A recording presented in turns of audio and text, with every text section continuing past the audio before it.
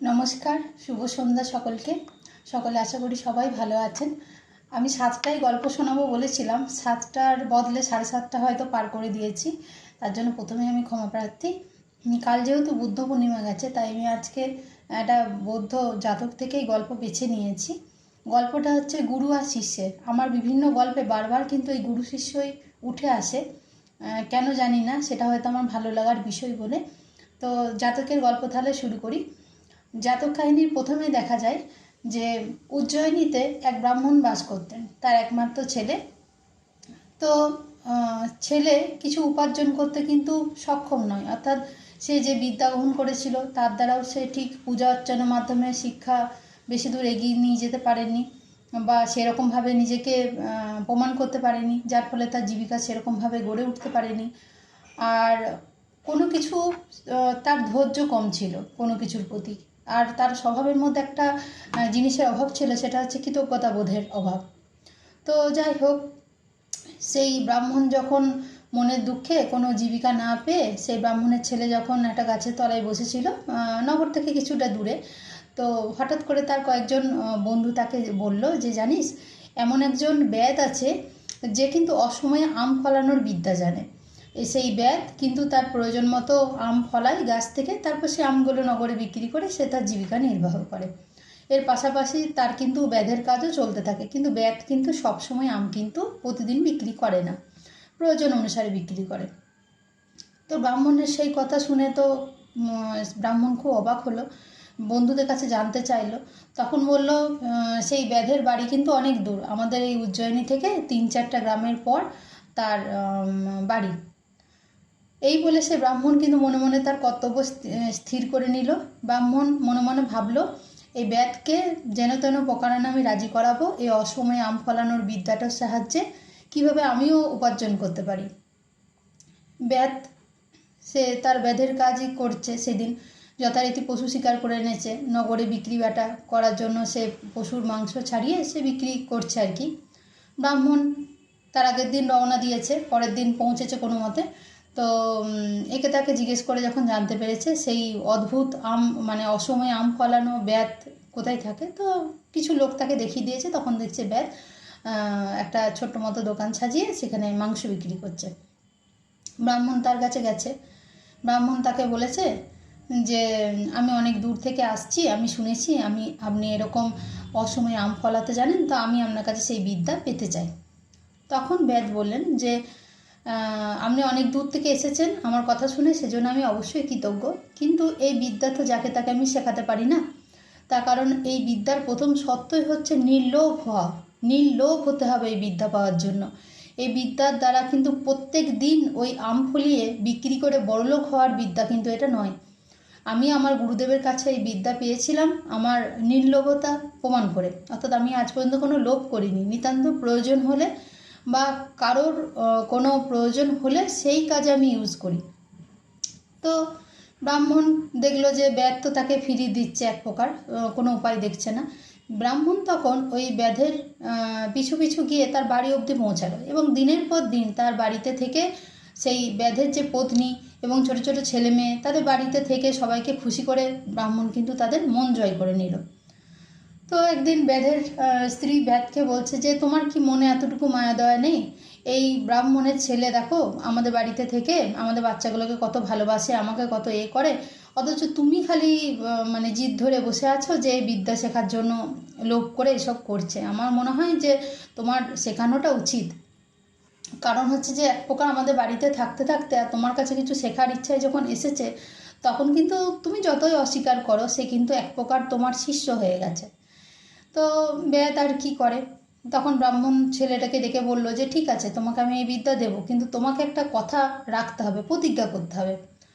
তো বলছে তুমি প্রতিজ্ঞা করবে যে তুমি কোনো দিন গুরুর পরিচয় কোনো দিন লুকিয়ে রাখবে না। কেউ যদি জানতে চায় যে এই বিদ্যার দাতা কে, তোমাকে কিন্তু জানাতে হবে আমার নাম, এবং আমি ব্যাদ বলে তুমি যদি কোনো দিন লজ্জা পেয়ে থাকো, তাহলে এই বিদ্যা কিন্তু সঙ্গে সঙ্গে তোমার কাছ থেকে লোপ পাবে, এই বিদ্যা আর কোনো দিন কার্যকরী হবে না।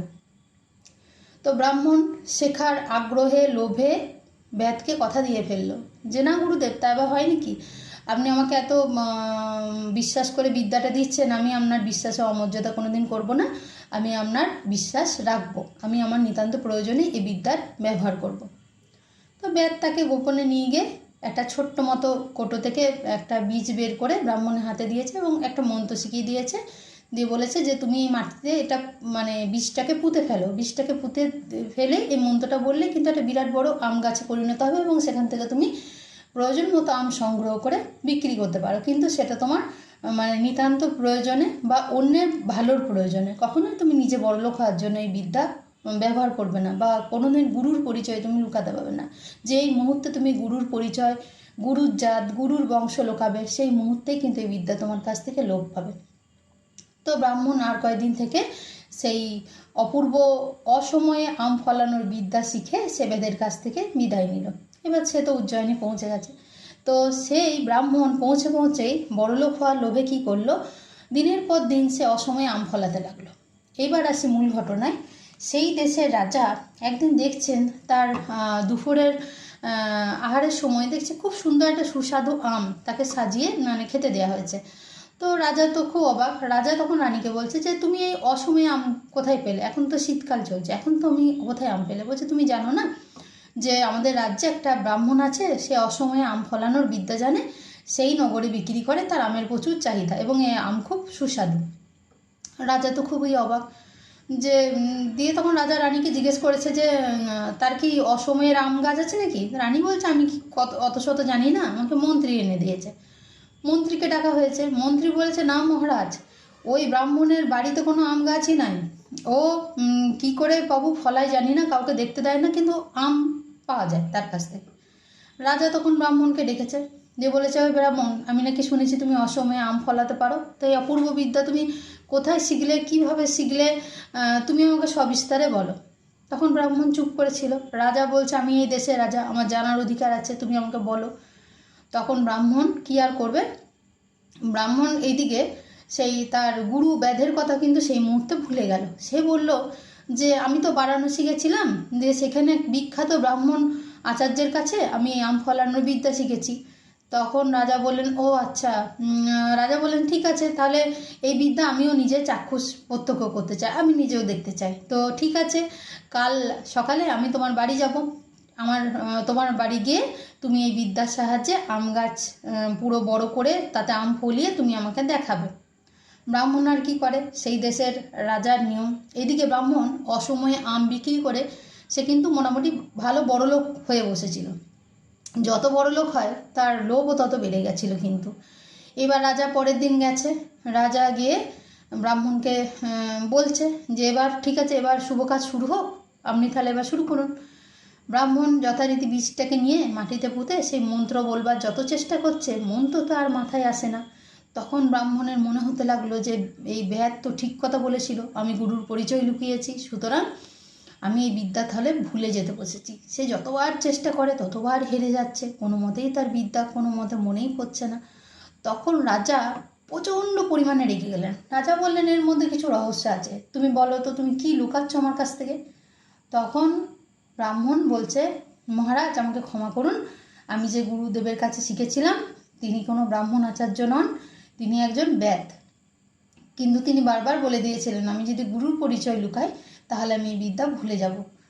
তখন মহারাজ বলছে যে তুমি মিথ্যা কথা বলেছো, এটা তো অপরাধ বটেই বটে, কিন্তু তুমি সব থেকে বড় অপরাধ করেছো যে নিজের গুরুদেবের জাত লুকিয়ে। কারণ হচ্ছে গুরু বা শিক্ষকের কোনো জাত হয় না, মা বাবা এদের ভালোবাসা যেমন স্বচ্ছ পবিত্র, ঠিক সেই রকমভাবেই কিন্তু গুরুদেব বা আচার্য বা যিনি শিক্ষক তাদের ভালোবাসাও কিন্তু অন্তর থেকে পবিত্র। তারা এক প্রকার মানে সেই ছাত্র বা শিষ্যের কিন্তু নিয়মমাফিক কোনো শিক্ষাগুরু নন, তারাও কিন্তু মা বাবার ভূমিকাই পালন করে, মা বাবার মতোই কিন্তু তারা শিক্ষা আচার আচরণ দিয়েই কিন্তু লালন পালন করে। আর মা বাবা খাদ্য শিক্ষা বস্ত্র আহার ব্যবহার দিয়ে পালন করে। তো কাজেই গুরু বা টিচারের জায়গাটা কিন্তু মা বাবার জায়গায়। একটা মা বাবাকে ঠকানো যেমন মহাপাপ, ঠিক সেই রকম টিচারদের জাতের নিন্দা করাটাও কিন্তু মহাপাপ, তোমাকে সেই পাপের শাস্তি হিসেবে আজীবন তোমাকে বন্দী হয়ে থাকতে হবে। তখন তো ব্রাহ্মণ কাঁদতে লেগেছে যে না, আমার সংসার আছে, এ আছে, তাদের কি হবে, আমি কিছু এই আমার বিপদ হলে তারা না খেতে পেয়ে মরবে, এই সমস্ত তো হতে হতে সেই ব্রাহ্মণের কিন্তু মানে কি বলবো, ব্রাহ্মণের কিন্তু হাজতবাস হয়ে গেছে। যথারীতি সেই বেদের কাছে পৌঁছেছে যে তার আম ফলানো বিদ্যা লুকিয়েছিল বলে ব্রাহ্মণের হাজতবাস হয়ে গেছে। এইবার সেই বেদ মানে সেই বেদ টিচার, এক প্রকার তার গুরু, শিষ্যের হাজার অপমান তিনি সহ্য করতে পারে, কিন্তু শিষ্যের কোনো ক্ষতি তিনি সহ্য করতে পারে না। তাই তিনি রাজার কাছে এসে অনুরোধ জানালেন যে মহারাজ, ও যা ভুল করেছে ওর হয়ে আমি ক্ষমা চাইছি, আপনি দয়া করে ওকে ছেড়ে দিন। তার কারণ হচ্ছে শিষ্য শত অপরাধ করতে পারে, শিষ্য গুরুর নামে যত নিন্দা করতে পারে, জাত বলে তাকে যতই অস্বীকার করতে পারে, কিন্তু তাতে মা বাবা বা শিক্ষকের ভালোবাসা কোনোদিন কমতি হয় না। কাজেই আপনি ওকে মুক্তি দেন। এই বলে রাজা তো সেই কথা শুনে প্রচণ্ড খুশি। রাজাও একটা শিক্ষা পেল যে এইরকম মানে গুরু তো মানে সত্যি কথা বলতে কি শিষ্য মিলে তো অনেক, তো এইরকম গুরুদেবের দেখা পাওয়াও কিন্তু দুর্লভ। তাই রাজা বেদকে রেখে দিতে চাইলেন তার রাজ্যে, কিন্তু বেদ বললেন যে না মহারাজ, আমার পক্ষে থাকা কখনোই সম্ভব নয়, কারণ আমি আমার জন্মভূমি ছেড়ে, আমার বাড়ি ছেড়ে, আমার জীবিকা ছেড়ে কোনো দিনই আমি থাকতে পারি না। আমি শুধুমাত্র অত দূর থেকে ছুটে এসেছি আমার শিষ্যের বিপদ শুনে। আর গুরুরা এইরকমই হয়, মা বাবা যেমন কোনো নিজের সন্তানের বিপদে যেমন স্থির থাকতে পারে না, কোনো গুরুই তার মানে কোনো শিষ্যের বিপদ শুনে বা ছাত্রছাত্রীর বিপদ শুনে কিন্তু চুপ থাকতে পারে না। আমি শুধুমাত্র আমার কর্তব্যটুকু করেছি। এই বলে বেদ মহারাজকে প্রণাম জানিয়ে তার নিজের দেশে ফিরে গেল, আর ব্রাহ্মণও মুক্তি পেল। আজকে জাতক কাহিনী এইটুকু ছিল। সকলে খুব ভালো থাকবেন, বড়দের প্রণাম জানাই আর ছোটদের জানাই আমার অনেক অনেক ভালোবাসা।